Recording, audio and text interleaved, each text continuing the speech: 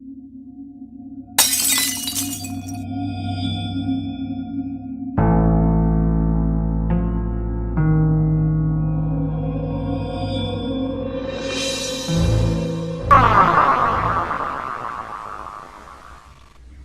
back once again to the Imaginary Gallery, and it's TJ, your host, once again. This will be some more narcissist trash talk. Tonight's topic is the Benevolent Rescuer. This little conversation is geared towards social situations. Could be a church, could be a school, could be an employer, could basically apply to any situation where there's a group of people that are together on a regular basis. And it's just basically kind of a warning to look out, because in case you haven't learned, toxic people are everywhere. I think I mentioned long ago in some video, let's just say you're a toxic, evil person. Well, do you think you're going to be very successful if, when you're in a social setting, you tell everybody, "Hi, I'm toxic and evil, and I'm going to ruin your lives and destroy you"? Do you think anybody's going to want to hang around with you if you say that? No. So the point of this is you have to retrain your brain to realize that these types of monsters do exist in many places. A lot of us are conditioned or brought up or brainwashed or programmed to just automatically believe what other people say to us with no verification, and if that's the case, we're very likely to be caught up in the labyrinth of such a monster. So this discussion would refer, we can pick, let's just say, your church, and that you see the same few people each time you go there in the house of God. You'll notice sometimes there is that benevolent rescuer who is always so interested in everybody's little stories and details, and if somebody looks sad, they're asking, "What's wrong? Oh, what's wrong?" And the thing is, though, there are actual people that do really care what's wrong. So one of the lessons here is, do not just automatically assume the person is some kind of toxic monster. Just pay attention, because you're probably an adult.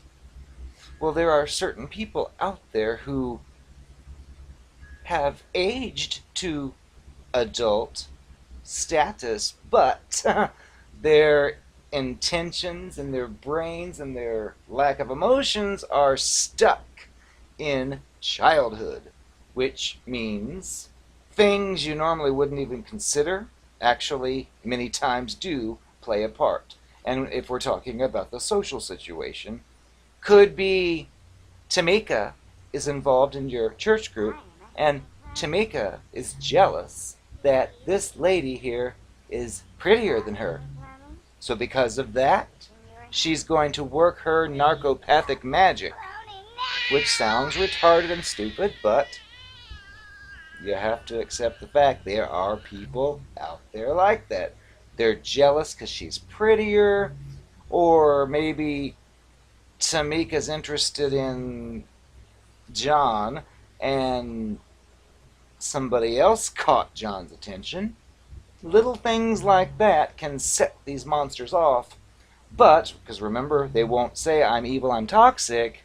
They switch it around backwards like the Satanist, and they will be extremely helpful. They'll be extremely concerned and interested. And if you've been in such a situation with a group, sometimes you'll notice over time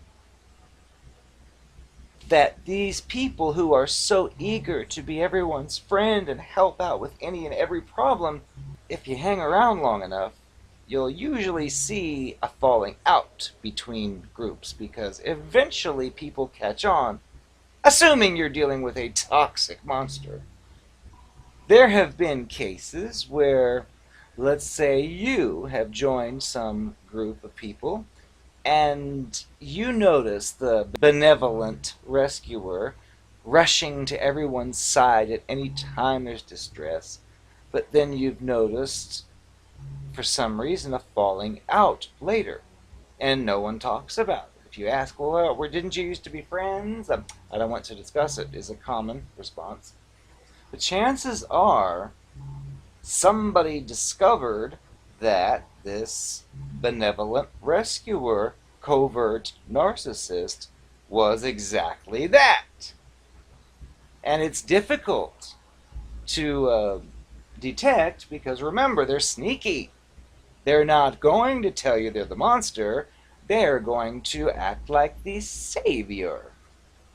Well, I've learned from my own experience, if, for example, you're in such a situation and you happen to notice one of these busybodies who's only wanting to help everyone and anyone that even hints at a problem, observe, watch them. However, the lesson I learned is, if you watch them and you notice the fake flattery, you notice the fake concern and all that, the valuable lesson I've learned is keep it to yourself and continue to observe. And if that particular person moves their way over to you, be careful about what you reveal.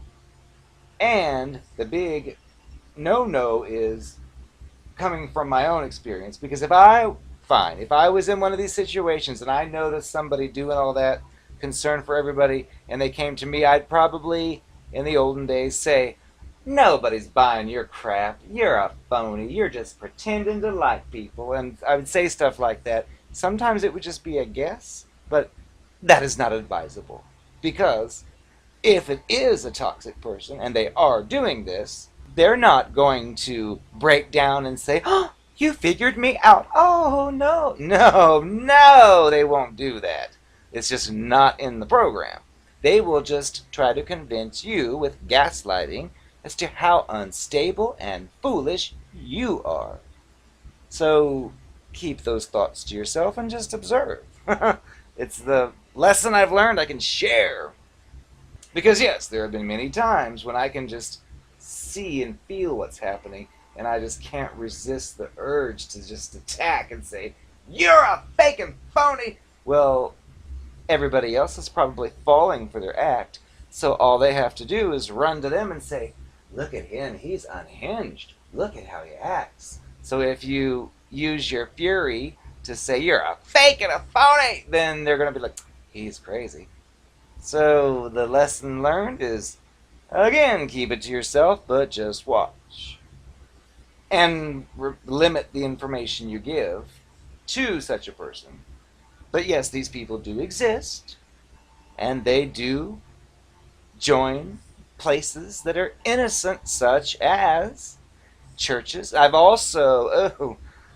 was just experimenting once, and I was looking on singles ads for ladies of men, just to see what kind of stuff's going on out there.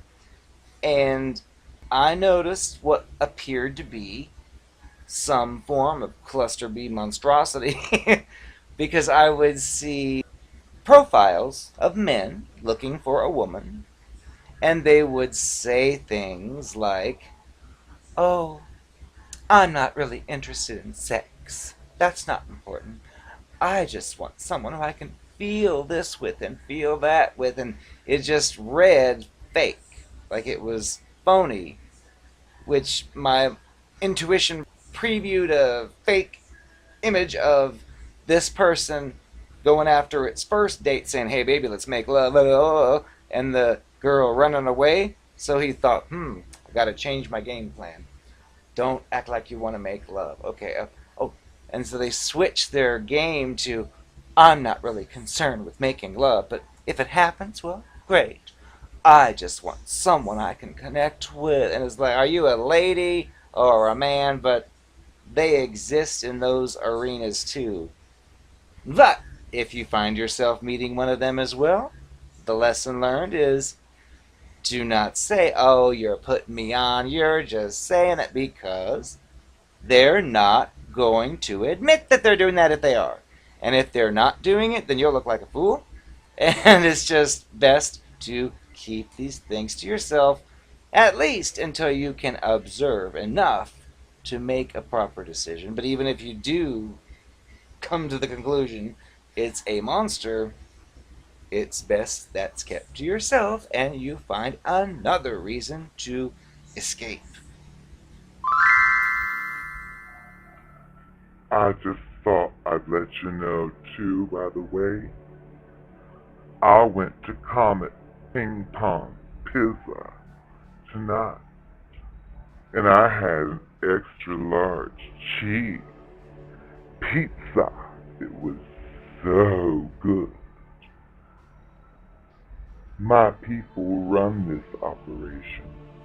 The mainstream media thinks it's all a hoax, or, more realistically, is covering it up. All I can say is keep covering it up, because I have so much fun with those children. I'm a pedophile. I love cheese pizza. So does John Podesta. Oh.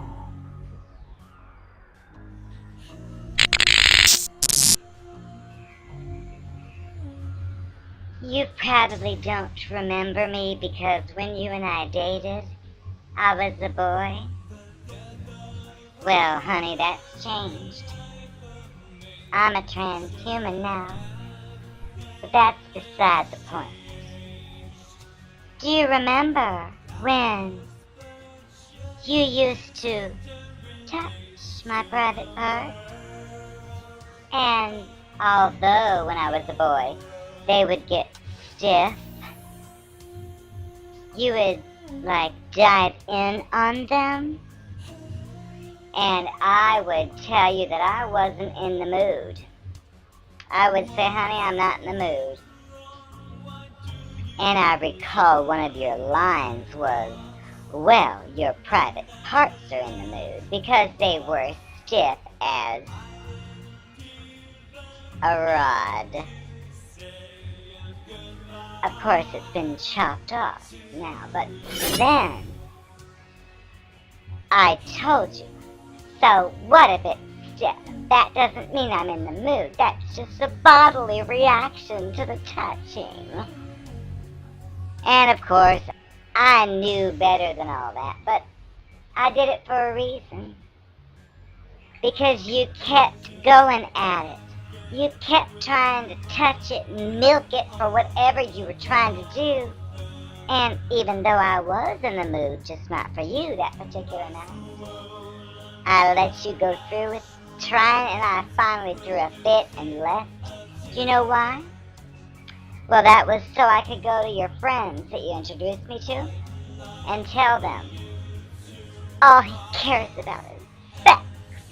The other night I was there with him and he started touching my private parts, and I said I'm not in the mood, and he kept doing it. Well, guess what? The other married ladies were saying, honey, that my husband does the same thing. That is terrible. And they turned against you. Which means, don't cross me again.